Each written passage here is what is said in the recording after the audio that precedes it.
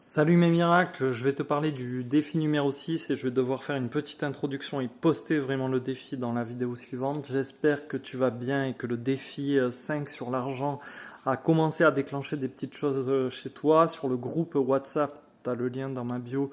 On commence à avoir des messages qui témoignent voilà, de changements ultra positifs alors qu'on va boucler gentiment cette première semaine des 28 jours de gratitude. Et là tout de suite, je vais te parler de l'histoire étonnante d'un Chinois, c'est Jack Ma, et cet homme est parti de rien, il s'est fait refuser l'entrée de l'école de police, on l'a recalé 10 fois à l'entrée d'Harvard, et on n'a pas voulu de lui pour servir des poulets frits dans les premiers KFC chinois. Le seul truc qu'il arrive à trouver, c'est un job comme prof d'anglais, et en tant que traducteur, en 1995, il accompagne une délégation aux USA. Là-bas, il découvre les prémices des startups, la Silicon Valley, en fait tout le truc dans sa tête, ça fait boum. Quand il revient, il a plein d'idées, plein de projets. Et la suite de l'histoire, c'est que ce mec, c'est le fondateur d'Alibaba et il est milliardaire. Une autre trajectoire intéressante, c'est celle de Guy Laliberté qui quitte la maison à 14 ans pour travailler, pour gagner sa vie dans la rue avec ses talents de battleur et de rencontres en spectacle, d'opportunités en projet. Il crée son cirque en 84, le Cirque du Soleil. Et c'est grosso modo 180 millions de personnes qui ont vu ces spectacles à travers le monde. Une histoire plus connue, je pense que tu en as entendu parler, c'est celle de J.K. Rowling, une maman solo qui touchait les minima sociaux au Royaume-Uni avant d'écrire les fameux Harry Potter et d'écouler 400 millions de bouquins. J'ai encore du chemin à faire. Et maintenant, on va parler d'un petit garçon né d'une mère adolescente qui a dû l'élever toute seule. Ce garçon n'a pas eu beaucoup d'équilibre dans son enfance. Ils ont énormément déménagé. Sa mère n'arrivait pas à garder ses petits boulots pour survivre. Et malgré tout, elle lui offre une minuscule chance en le confiant à un entraîneur sportif. Et ce petit gars, devenu ado, se démarque très vite avec ses performances au basket et jeune adulte, il rentre dans la légende parce que je te parle de LeBron James, on l'appelle King James, mais aussi l'élu, The Choose One. Et c'est pas pour rien parce que le gars, il a dominé 4 fois de suite la NBA, il a été meilleur marqueur des séries. Pour l'année 2017, je crois que son revenu c'était 86 millions de dollars et il a un contrat à vie avec Nike.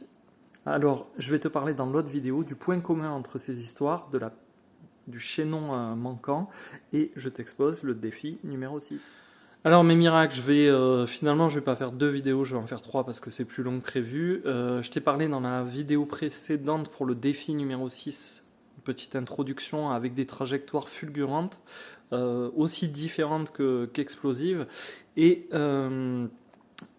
pourquoi je t'ai parlé de tout ça? Parce qu'il y a un point commun dans ces histoires finalement, une petite touche de magie, un supplément d'âme, une énergie apportée à chacune des trajectoires, et ça nous interroge sur ce genre de questions. Comment quelqu'un qui part de rien, qui n'a pas les bonnes cartes à la base, peut atteindre des sommets? Si on prend deux personnes à compétences égales qui démarrent la même carrière, comment ça se fait qu'il y en a une qui va stagner et l'autre qui va exploser tous les compteurs?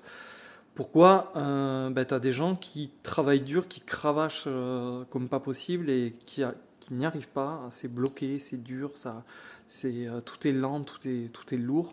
Et pourquoi tu en as d'autres où voilà, c'est hyper fluide, les portes s'ouvrent et tout s'articule facilement. La pièce manquante du puzzle, tu t'en doutes, puisqu'on est dans le défi numéro 6, c'est la gratitude. C'est là-dessus que je veux que tu restes focus. Quoi que tu fasses et peu importe ta situation, du coup, là, dans cette semaine de gratitude, l'idée c'est d'être un maximum reconnaissant pour ton activité pro, pour ton job, pour celui que tu as eu, pour celui que tu as et celui que tu auras peut-être. Et j'aimerais que tu songes au fait que plus tu seras reconnaissant maintenant pour ton activité pro, plus tu auras de motifs d'être reconnaissant à l'avenir pour ta carrière. Même si ton boulot aujourd'hui, c'est pas folichon, c'est pas celui de tes rêves, même si tu as pris juste un truc alimentaire pour payer les factures, euh, ce que tu vas recevoir dans les jours et les semaines qui arrivent est directement proportionnel à la gratitude que tu éprouves en ce moment. Si tu es maman au foyer, ton travail est ô combien important. Ça implique de prendre soin des enfants et voilà, de tenir la maison. Essaie de trouver des motifs de gratitude dans ce que tu fais au quotidien voilà, pour tes proches, pour ton domicile, etc.